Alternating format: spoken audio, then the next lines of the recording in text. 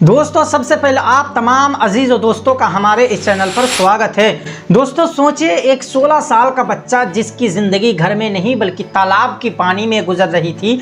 सुबह हो या रात, गर्मी हो या ठंड, इकबाल पानी के अंदर रहने को मजबूर था। लेकिन अब इस दर्दनाक कहानी में एक बड़ी खबर सामने आई है। मुर्शिदाबाद के इकबाल शेख को इलाज के लिए मुंबई लाया गया है और रिपोर्ट्स के मुताबिक इस मुश्किल वक्त में आनंद अंबानी ने मदद के लिए हाथ बढ़ाया है। लेकिन सवाल है, इकबाल आखिर तालाब में क्यों रहता है? पानी से बाहर निकलते ही उसके शरीर में ऐसी क्या तकलीफ होती है कि उसे दोबारा फिर पानी में जाना पड़ता है? और आनंद अंबानी ने उसकी मदद कैसे की? आइए पूरी कहानी को आसान भाषा में समझते हैं। मैं हूं हाफिज़ मुजाहिद और आप देख रहे हैं हाफिज़ मुजाहिद ऑफिशियल।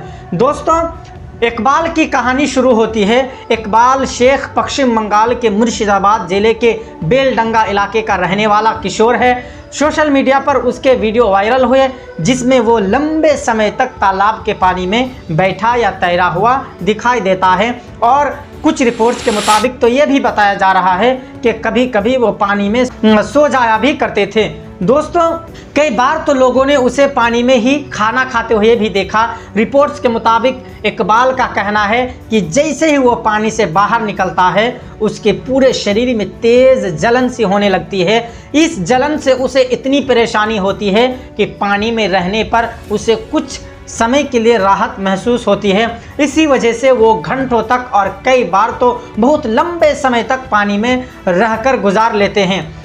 उसके परिवार ने पहले भी इलाज कराने की कोशिश की लेकिन लंबे इलाज का खर्चा उठाना उनकी बस की बात नहीं थी। उनके लिए बहुत कठिन काम है, बहुत मुश्किल था। दोस्तों यही वजह थी कि ये मामला सोशल मीडिया के जरिए ज़्यादा लोगों तक पहुंचाया गया। इकबाल की कहानी वायरल होने के बाद इस मामले ने लोगों का ध्यान अपनी तरफ खींचा। कुछ लोग इसे रहस्यमय बीमारी से भी जोड़ने लगे और कुछ लोगों ने इसे अंधविश्वास और किसी अदृश्य शक्ति से जोड़कर भी दिखाया गया। दोस्तों लेकिन यहाँ सबसे ज़रूरी बात यह है, इस मामले को अंधविश्वास के बजाय मेडिकल नज़रिए से देखना बहुत बेहद ज़रूरी है। डॉक्टरों ने बताया है कि लंबे समय तक पानी में रहने से खुद अपने शरीर को नुकसान हो सकता है।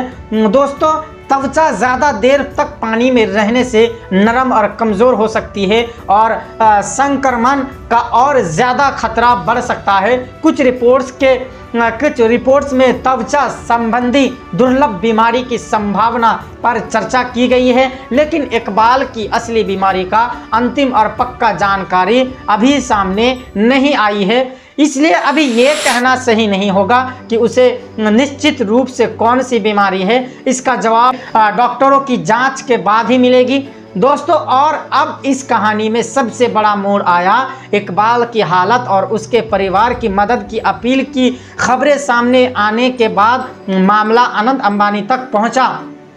आनंद अंबानी जी जो रिलायंस इंडस्ट्री के एग्जीक्यूटिव डायरेक्टर हैं, उन्होंने इकबाल की मदद के लिए पहल की। रिपोर्ट्स के मुताबिक उसके हस्तक्षेप के बाद इकबाल को पश्चिम बंगाल से मुंबई लाने की व्यवस्था की गई है। इसके बाद उसे मुंबई के SIRHN रिलायंस फाउंडेशन हॉस्पिटल में भर्ती कराया गया है।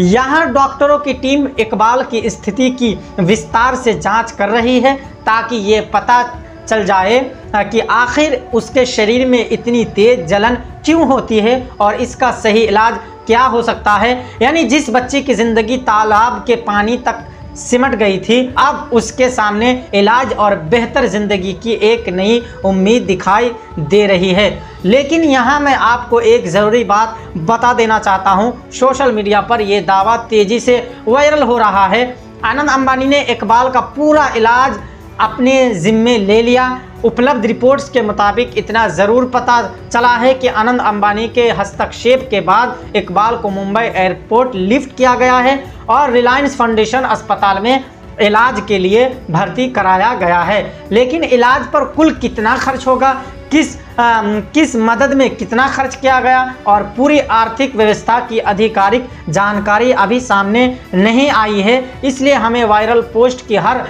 लाइन को सच मानने के बजाय सिर्फ पुष्ट जानकारी की बातों पर भरोसा करनी चाहिए। और एक बात आपसे कहना चाहता हूं मैं, ये कहना भी जल्दबाजी होगी कि इकबाल को कौन सी बीमारी है, अभी डॉक्टर उसकी जांच कर रहे हैं। इकबाल की कहानी सिर्फ एक बीमारी की कहानी नहीं है दोस्तों, ये उस परिवार की कहानी है जिसने आर्थिक परेशानी के बावजूद अपने बच्चे के इलाज की कोशिश जारी रखी।